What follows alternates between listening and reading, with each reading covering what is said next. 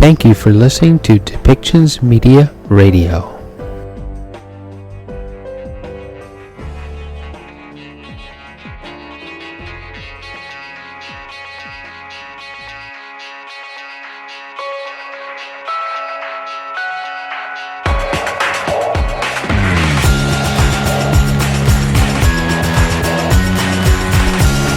Welcome to Policy and Rights, the show about government policy and human rights.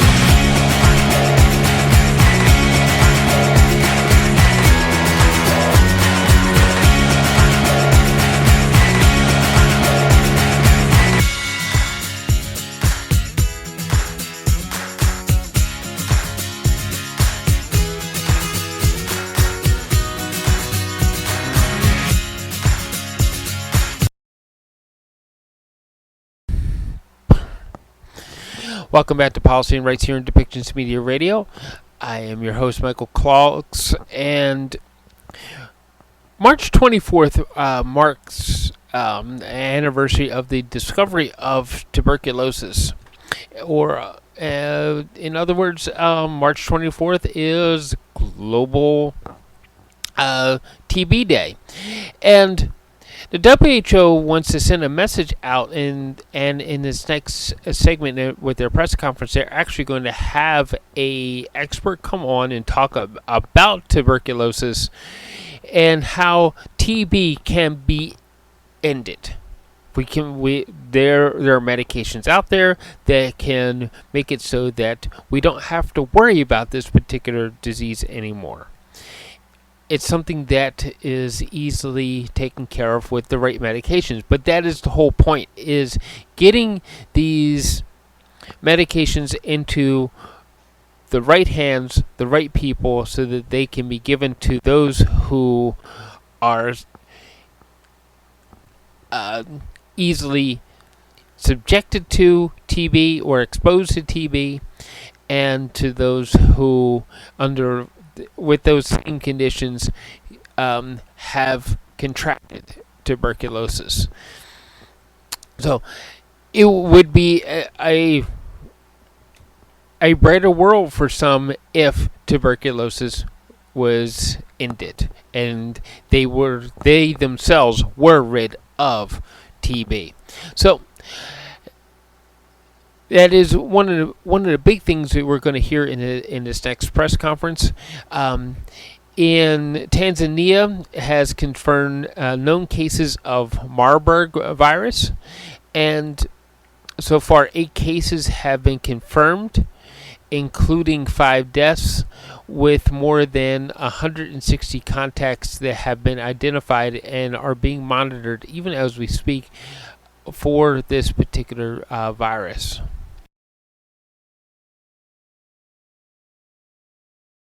Hello and welcome to WHO, right out of headquarters here in Geneva. It is Thursday, 23 March, and we welcome you to today's virtual press conference on global health issues, but also on a very special occasion. It's World Tuberculosis Day, which we're celebrating tomorrow, and we have some special guests for this with us today. My name is Christian Lindman. I'll run you through this press conference.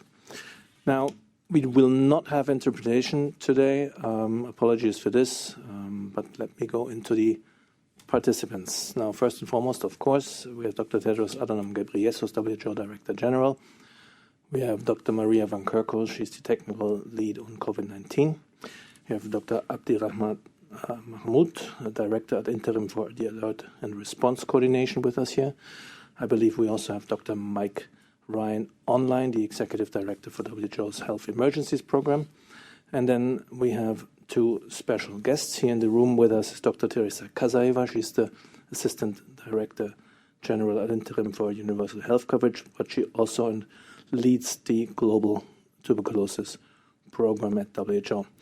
Online with us is Jeff Akaba. He's an activist and a TB and HIV survivor from the Philippines. He's representing the Civil Society Task Force. Very glad to have you with us today. And I believe that's it from me. Now, as usual, if you want to ask questions, raise your hand, and with a raise your hand icon, and then afterwards don't forget to unmute yourself, but I'll remind you of this. With this, over to the Director General for the opening. Thank you, Christian. Good morning, good afternoon, and good evening. On Tuesday, Tanzania confirmed its first known case of Marburg virus disease. So far, 8 cases have been confirmed, including 5 deaths.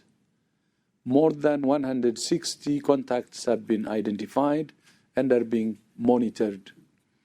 National responders trained jointly by WHO and the US CDC have been deployed to the affected region to carry out further investigations, monitor contacts, and provide clinical care.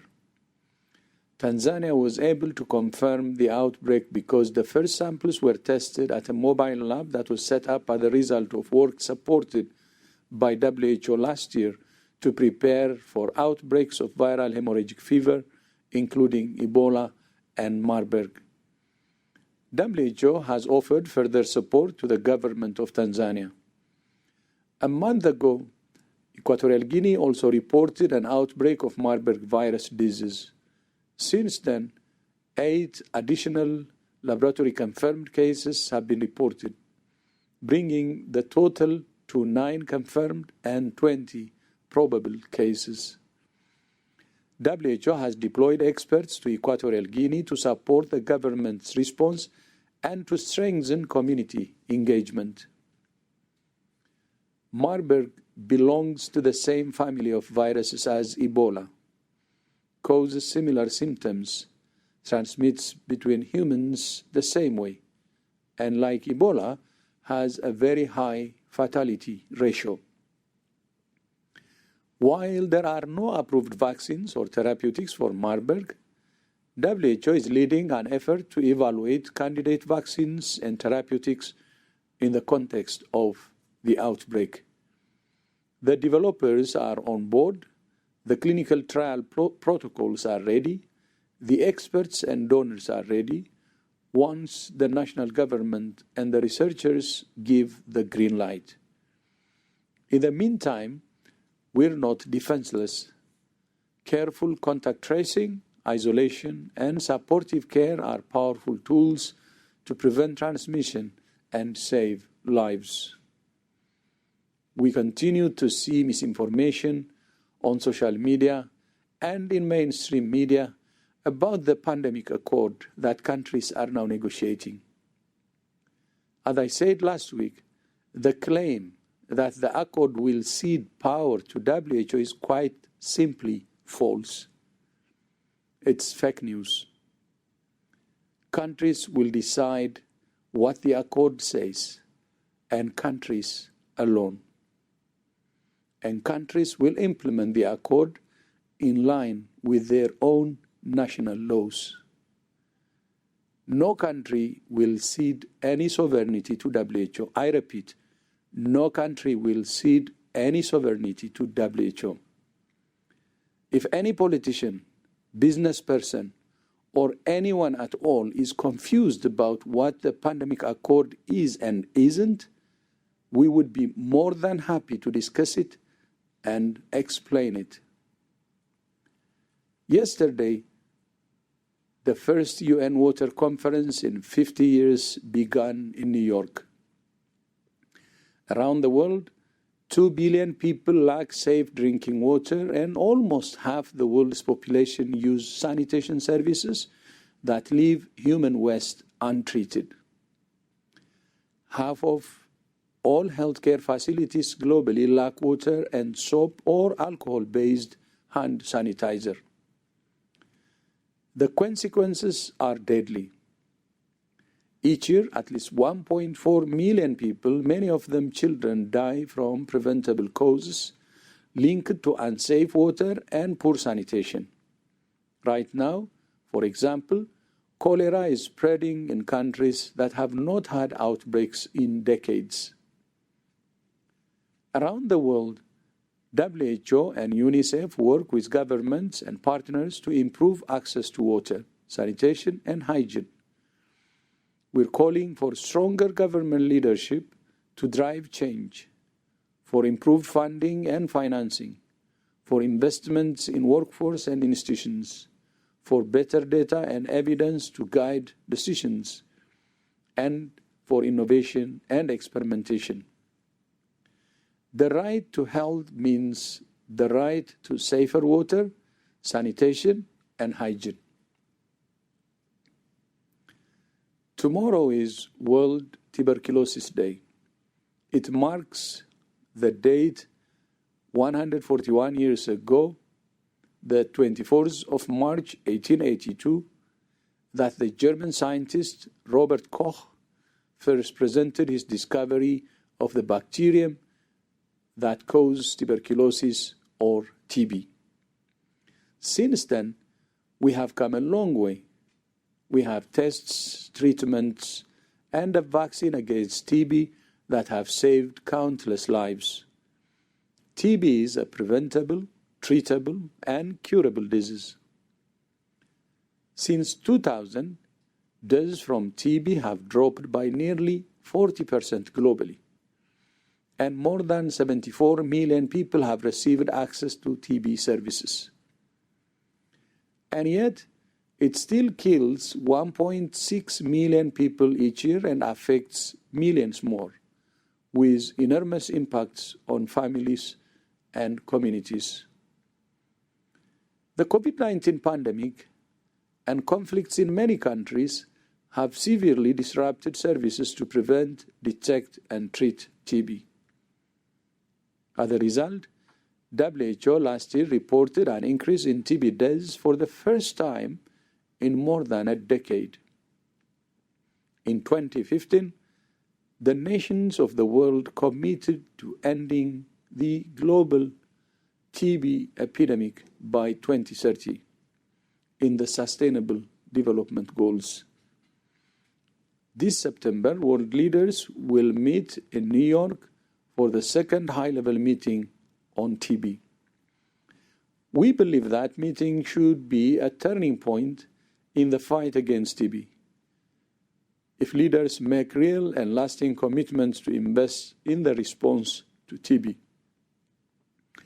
Ending TB by 2030 is an extremely ambitious target. To support that target, we established the WHO flagship initiative on TB 5 years ago to advance research and to increase access to TB services. We need to make the tools we have available to more people. But we also need new tools. Increasing drug resistance is undermining the effectiveness of some medicines that are used to treat TB. And the only TB vaccine developed to date, the BCG vaccine, is more than 100 years old and does not adequately protect adolescents and adults who account for most TB transmission. That's why WHO has proposed establishing a TB Vaccine Acceleration Council to facilitate the development, licensing, and use of new TB vaccines. But it's also clear that we cannot truly end TB unless we address its drivers: poverty, malnutrition, diabetes, HIV, tobacco, and alcohol use, poor living and working conditions, stigma and discrimination, and more. For that reason, we have decided to extend the initiative for a further 5 years until 2027 and broaden its scope. To say more, I'm delighted to welcome Dr. Teresa Kasaeva, WHO's Assistant Director General ad interim for communicable and non-communicable diseases. Teresa, welcome, and you have the floor. Thank you very much, Dr. Tedros. And to end to the excellent overview from Dr. Tedros, in line with the very positive slogan of the World TB Day this year, yes, we can end TB, please let me highlight some of the achievements made as a part of the flagship initiative. Since 2018, through DG's initiative, support has been provided to more than 100 countries, including 4,900 countries with a high TB burden. 2 new anti-TB drugs and 12 new TB diagnostic tests were recommended by WHO. WHO developed new consolidated TB guidelines recommending for the first time fully oral 2-3 times shorter and more effective treatment, including for the most severe forms of drug-resistant TB. All WHO recommended oral medicines for the treatment of TB in children have a child-friendly formulations and are commercially available. 109 countries are using now WHO recommended all oral new treatment of MDR-TB. And 26 out of 30 highest TB burden countries using WHO recommended rapid molecular diagnostic tests. WHO is leading monthly monitoring and reporting on TB epidemiology and management from over 100 countries. And this is vital to help countries to address urgent needs in real time and plan and prioritize their activities properly. New effective drugs for TB treatments are available due to the effective collaboration of WHO with the member states, partners such as Stop TB Partnership, Global Fund, UNITAID, USAID, manufacturers, and civil society. These partners are closely engaged in the flagship initiative. For the upcoming period of 2023-2027, the initiative will feature new ambitious targets and intensify focus on enabling universal access to quality WHO-recommended TB prevention and care, advancing research, especially into new TB vaccines, strengthening engagement and accountability across sectors beyond health, and on linkages to the broader health agendas like AMR, UHC, and pandemic prevention, preparedness, and response. We hope also that new targets will inform the upcoming UN high-level meeting on TB at the General Assembly in September this year. One of the main focuses of this flagship initiative is on the accelerated uptake and rollout of key WHO recommendations that can significantly improve health outcomes for those ill with TB and especially with drug-resistant TB. Yesterday, WHO and over 10 key partners, including civil society, launched a call to action urging governments and other stakeholders to accelerate the implementation of novel 6-month all-oral regimen for the treatment of drug-resistant TB. In closing, we at WHO are calling for countries to fast-track efforts to ensure all people with TB access quality prevention and care in line with the WHO drive towards achieving UHC, particularly for the most vulnerable populations. This is critical to leverage and amplify the high-level spotlight and opportunities on ending TB. Thank you.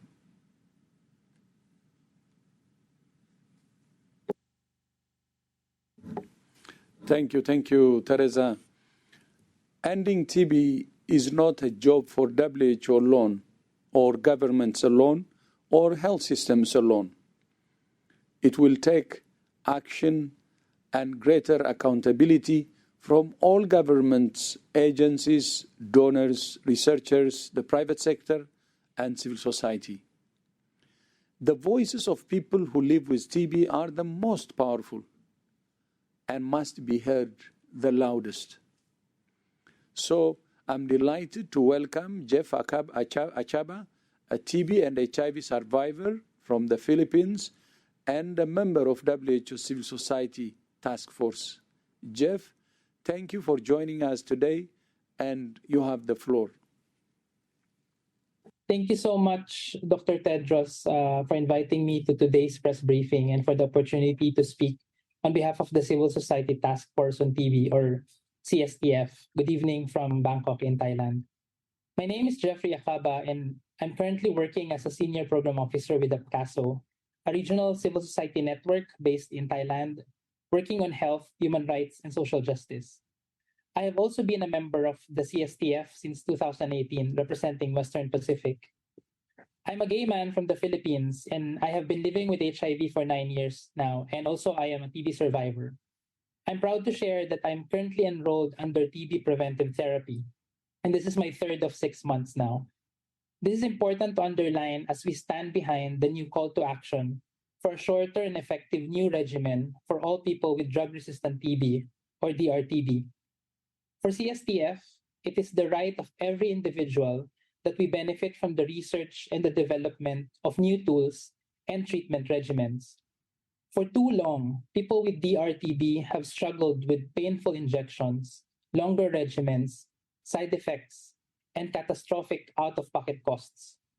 We, as the CSTF, join this call to action and strongly urge governments, especially ones with high burden of DRTB, to roll out and accelerate the implementation of the novel 6-month all oral regimen for the treatment of DRTB.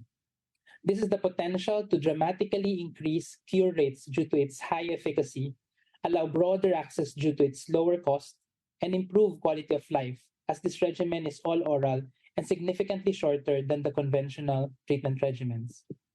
As CSTF, we also look forward to contributing to the continued and expanded DG flagship initiative with 5 strategic pillars, namely engage, accelerate, align, and account, and advocate. We would like to acknowledge the close collaboration with the Director General over the past 5 years, which has made our engagement more meaningful. We have had several joint statements with the DG to push forward key issues for the rights of those affected and their families. With regards to the CSTF priorities in the upcoming high-level meeting on tuberculosis, I would like to first take this opportunity to thank the WHO Global TB Program in organizing and collaborating with the CSTF in the ongoing social listening exercises that are taking place across the 6 WHO regions. This is a momentous undertaking, and we recognize WHO's openness to work with civil society organizations and TB-affected communities even more. This is game-changing. Based on what we listened from these consultations so far, our constituencies are saying that first, we need adequate and sustainable funding for the TB response, including in the development of novel TB vaccine, and support for organizational development of civil society and TB-affected communities.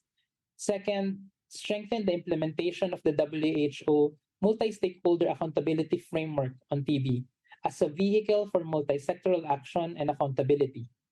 And third, sustain the prioritization of TB in both the upcoming UN high-level meeting on universal health coverage and also in the pandemic preparedness, prevention, and response high-level meeting, especially in the context of reducing the impact of catastrophic costs against people with TB and sharing of technology and technical know-how during pandemics.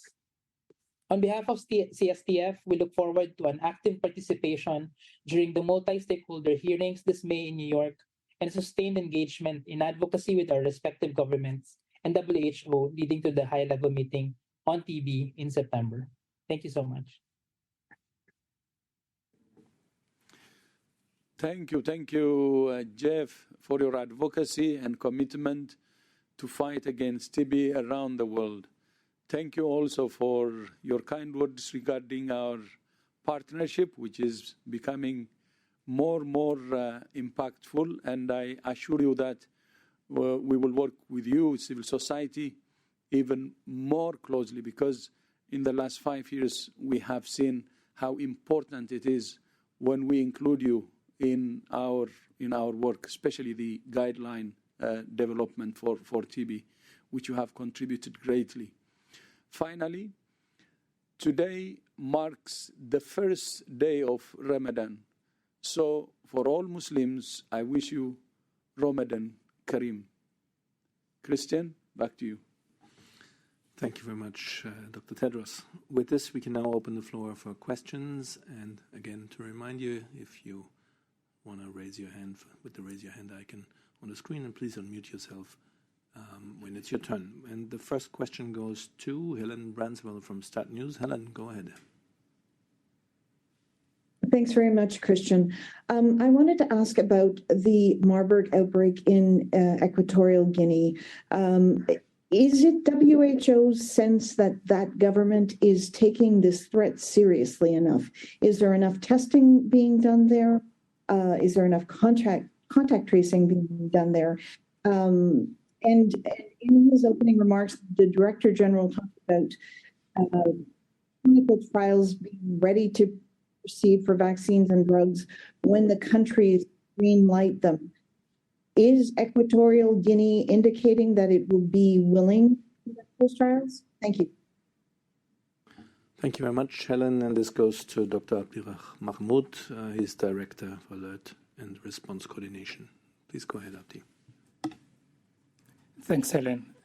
In terms of the government leadership on the response, this is the first time Equatorial Guinea is dealing with VHF Marburg virus and is a learning curve. Initially, the outbreak was limited in a remote village. Now, with the spread of almost 3 large provinces and the urban center, the government has recommitted, and yesterday there was the highest level of the political committee announcing us to the public and to WHO. We issued the disease outbreak news, and with the outbreak spreading geographically and some of the chain of transmission unknown, I think there is a recommitment and bringing again the focus. Some of the experiences when countries are dealing with viral hemorrhagic who haven't dealt with before is the thinking that may go away. But with the spread right now, I think it brings a new commitment, and at the heart of it, as you rightly said, is contact tracing, community engagement, and building. From WHO side, we have a big team there, and we are ready to support. Director General has been engaging with the head of the state and our commitment. One of the challenge ones is finding expertise who are Spanish speakers, but also going around some of the visa restriction. What we just had the good news from our representative there that the government has agreed to for further visa on arrival. So it's an evolving epidemiology, and I think with the current situation, we believe that the government will take the strong measurement and community engagement that we have been calling for. In terms of the research, the initial thinking was as the cases were only confirmed by only one lab. Right now with new cases across the country, we are engaging again, and hopefully we'll be able to integrate research into the outbreak response. This is how we learn and we save more lives. Thank you. Thank you very much, Dr. Mahmoud. And I see Dr. Anna Maria Hinares-Treppo, she's the coordinator for R&D Blueprint, wants to add. Thank you very much. Just to add to what has been said is that WHO and all the partners, including the developers and several of the donors, and many of the scientists around the world, we are working together to try to prepare together with the countries better and better after every outbreak. So what we are doing is making progress on first, ensuring that we have a coordinated approach to evaluate the vaccines through our prioritization committee, that we have a coordinated approach to ensure that there is vaccines into buyers, candidate vaccines into buyers by the time the outbreaks have started. And we want to thank several of the partners, including the US BARDA, CEPI, in the European Union, HERA, and many other partners, Canada, etc., for working with us towards that. And third, we are working on having innovative and simple protocols that can be implemented in the countries with the inputs of the national researchers. In the case of Equatorial Guinea and in the case of Tanzania, as Abdi has mentioned, we have conveyed this information to the national authorities and invite them to appoint principal investigators who can be our counterparts. Both countries are considering it, and in the meantime, we are getting all the other things prepared so that when they are ready to introduce research into the outbreak response, we are also ready to be good partners and facilitate the process as required. Thank you. Thank you very much, both. Next question goes to Laurie Garrett. Laurie, please go ahead and unmute. Thank you very much, and good morning or afternoon or whatever it is for you. This is about Marburg. I'm trying to determine the strain specificities. Have the strains in Tanzania Equatorial Guinea been genotyped? How do they compare to the earlier strains in Uganda? Is it all RAVN? And are these isolated separate outbreaks, or is it possible we're looking at a migratory bat equatorial experience with a common strain? Thank you. Thank you very much, Laurie. And Dr. Mahmoud, please. Thank you. To start first on Tanzania, we don't have the information on the genetic sequencing. We are working with the National Public Laboratory. WHO recommends sending to the collaborating center. So we're working with the country office so that we have the result in terms of the sequencing. For Equatorial Guinea, thanks with IP-DACA, they have initially done, although we are still waiting for the whole genomic to be published. The data shows that the sequence is related to the Marburg virus isolated in bats in Sierra Leone in 2017. That's closely related to the large outbreak that happened in Angola in 2005. So we are trying to understand more and get the detailed field investigation, but combined with the sequencing result.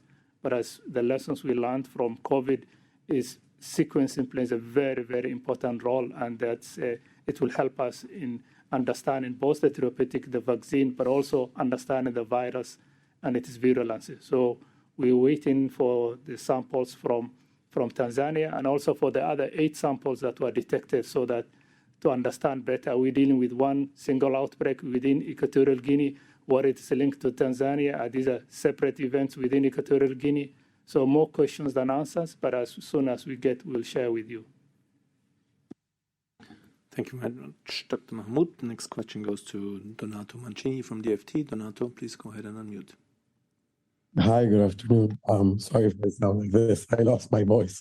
On Marburg, sorry if all these questions are about Marburg. I know how important TB is, but how concerned are you? Are you concerned that community transmission is taking place? And then specifically about Cameroon, have those cases there been confirmed as Marburg? Do you have any fresh information? Thank you. And again, Dr. Mahmoud, please. Thank you. Today, instead of TB, it's becoming a Marburg Day. But yes, we've been working very closely with Cameroon and Gabon. They have increased their readiness level, and they have tested several samples that all been negative, but the risk is very high. As you have mentioned yesterday, the sub-regional risk is very high. It's happening right at the border with the population movements. So the country needs to be alert to increase the readiness. It can happen anywhere. So we're working very closely, but from what we got, all the alerts recorded were investigated on time. There's a strong community engagement and awareness going on across Gabon and Cameroon, and we have propositioned all the logistics and supplied. So both the MOH, Minister of Health, Cameroon and Gabon are ready, and they do have the experience. So they bring again the more important, the regional approach. We learned it when we had the Sudan virus disease in Uganda, where the Minister of Health convened all the regional countries so that to have one regional approach. So the same thing we expect to see it in Equatorial Guinea, the 3 countries coming together to have one common response. Thank you. Thank you. Yes, and indeed we want to encourage, although our Marburg is terribly important, for our special guest speakers to come forward with TB questions for those who have them, because we don't have that opportunity very often. Next question goes to Christiane Oelrich from DPA. Christiane, please go ahead and unmute. Danke, Christian, and I'm sorry to disappoint you, but my question was also on Marburg. Population growth, encroachment of wildlife areas, these are some of the drivers, I guess. Is WHO worried that Ebola or Marburg or viruses from that family will become the next pandemic? Is there a risk that this will spread beyond the region?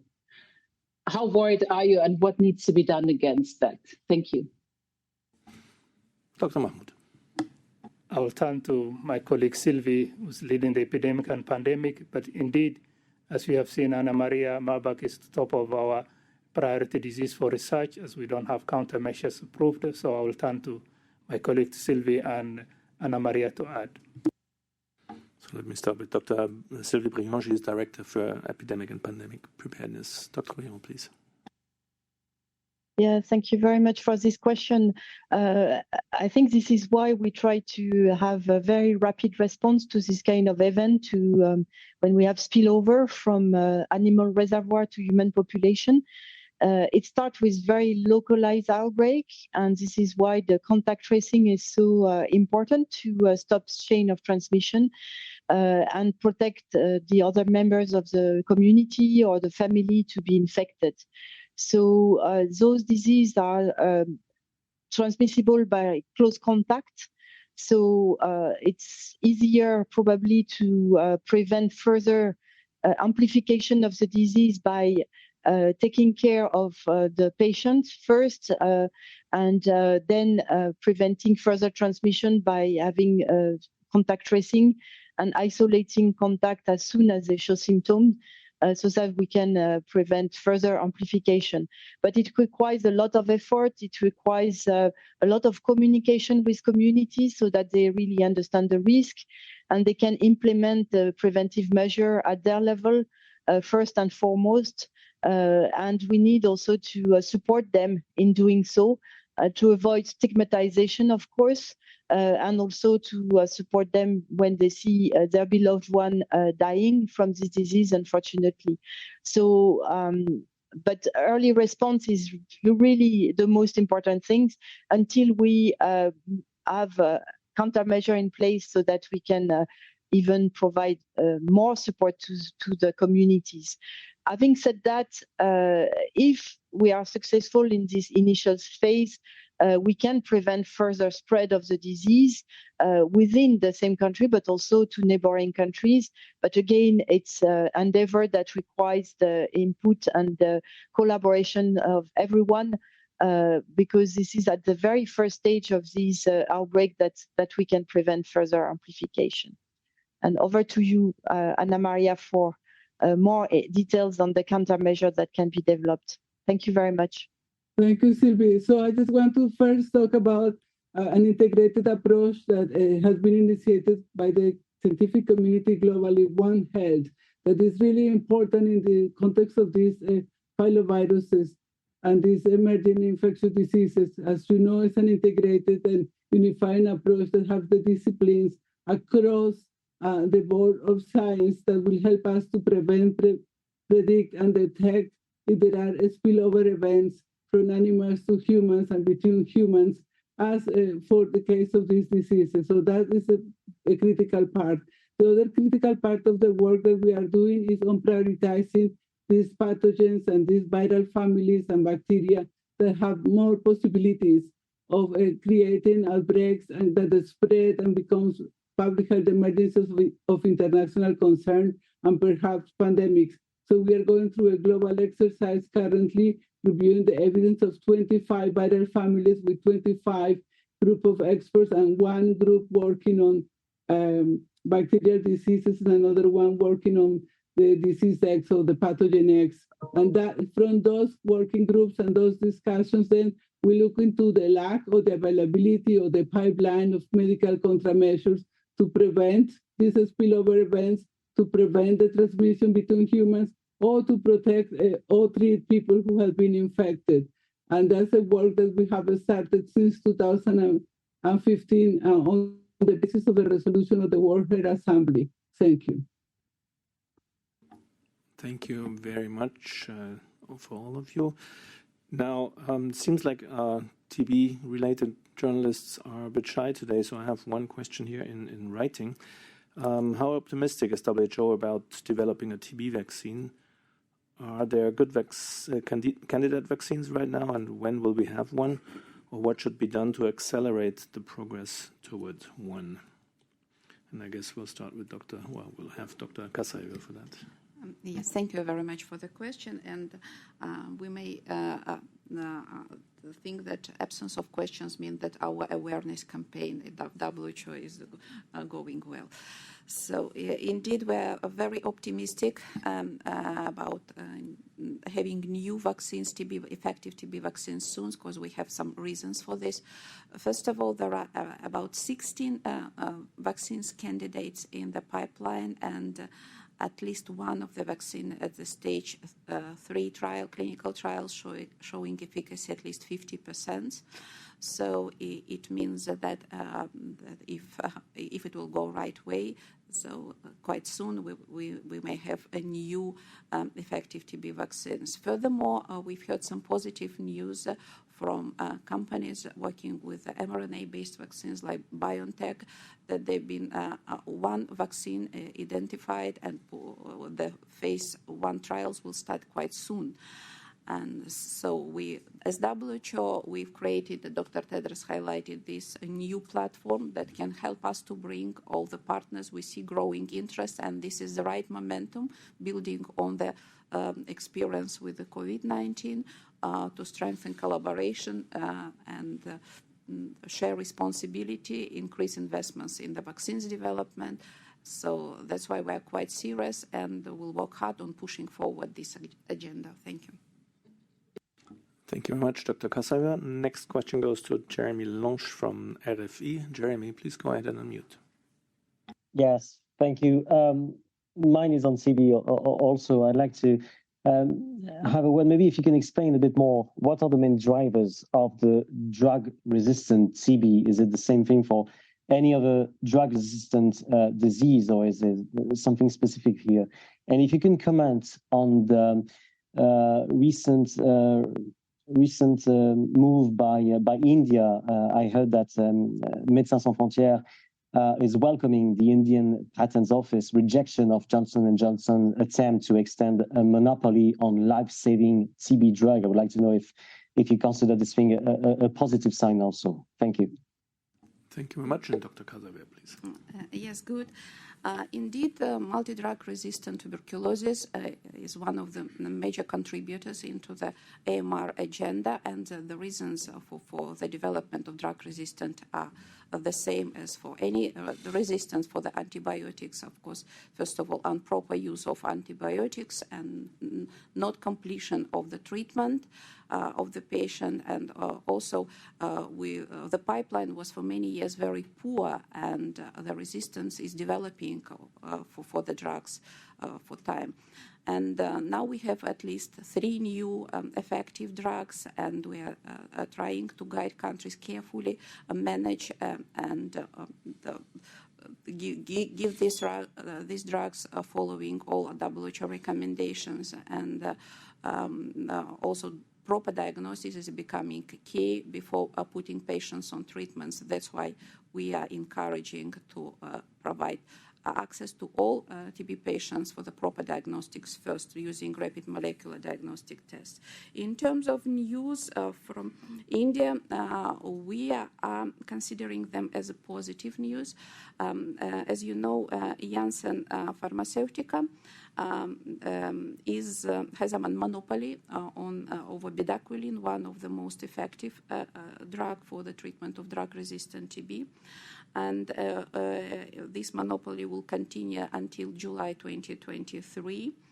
And then countries that doesn't have a secondary patent expecting to receive generics, and India is one of these countries who doesn't have secondary patent, and the generic manufacturers are quite ready to enter the market with quality assured tablets of bedaquiline. So that's why from that point of view, we are considering this news as positive. Thank you very much, Dr. Kasaeva. And I see one more question, and that one goes to Carmen Pound from Politico. Carmen, please go ahead and unmute.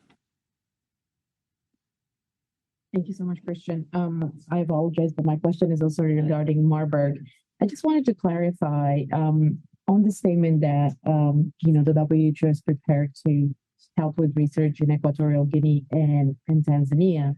Does that mean that if both countries agree, there will be vaccine, like candidate vaccines, going to those countries for clinical trials? And if so, can you give details of like the amount of these vaccines? When will we know which ones will be tested, or what does that actually mean in practice? Thank you. Thank you, Carmen, and no need to apologize. We'll go to Anna Maria Restrepo, please.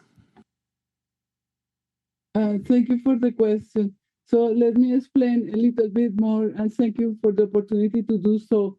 So when we say we are ready, it's because we have been working in preparation for outbreaks, but also through the since January through the outbreak in Equatorial Guinea and now in Uganda in 3 fronts.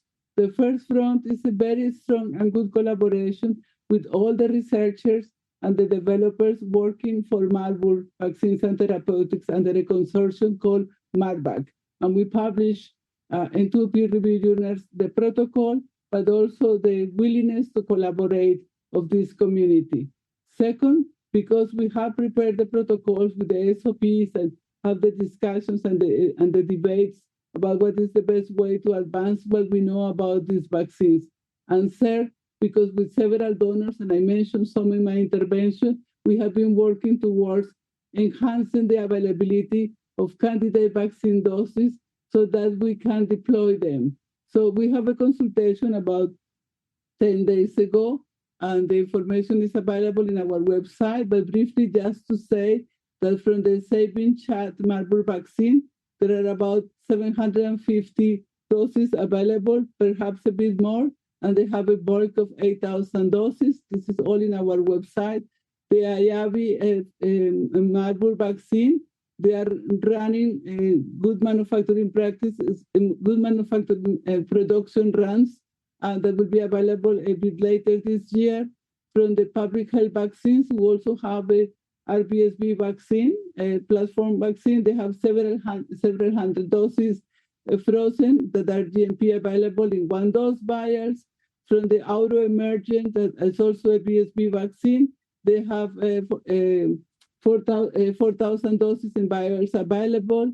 Johnson & Johnson have an adeno 26 vaccine with about 3,500 doses available from a project that is not moving forward. And the University of Oxford have 1,000 doses in vials now, and is expected to have additional doses shortly. And as I said, this is thanks to these developers and to the work of the funders, including the US BARDA, the European Union, CEPI, Canada, and the government of the United Kingdom, and many others. So this is what we mean, that we are trying to ensure in a collaborative global effort that when there is an outbreak, we can approach the researchers in these countries and the authorities and say, we are ready to support. And the other piece of work that is equally important is that with our colleagues in the regulatory team, we are working through a platform and that is called ABAREF, that involves all the regulatory and ethics committees in Africa.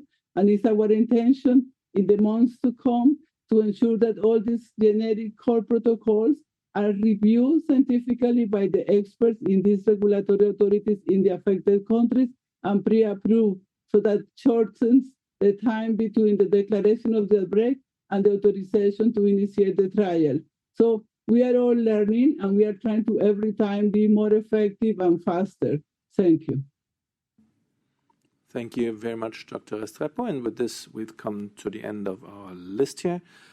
Thank you all very much for your participation. As usual, we'll be sending the audio files and Dr. Tedros' remarks right after this briefing, and the full transcript will be available tomorrow during the day.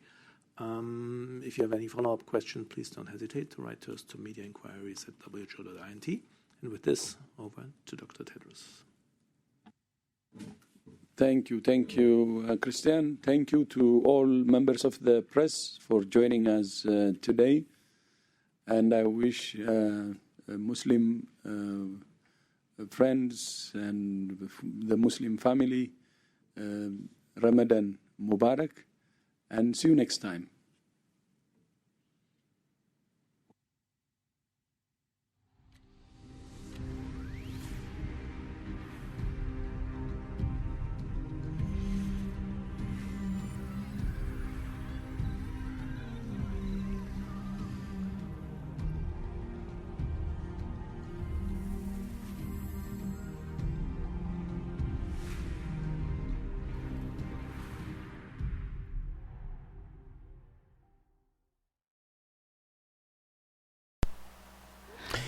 Thank you for listening to Policy and Rights here on Depictions Media Radio. And at this time, I want to ask you to find that subscribe button wherever it may be so that you can get continued updates on global health issues, human rights issues, and things that are just happening in our general neighborhood of planet Earth that should be given attention to and we all need to speak up about.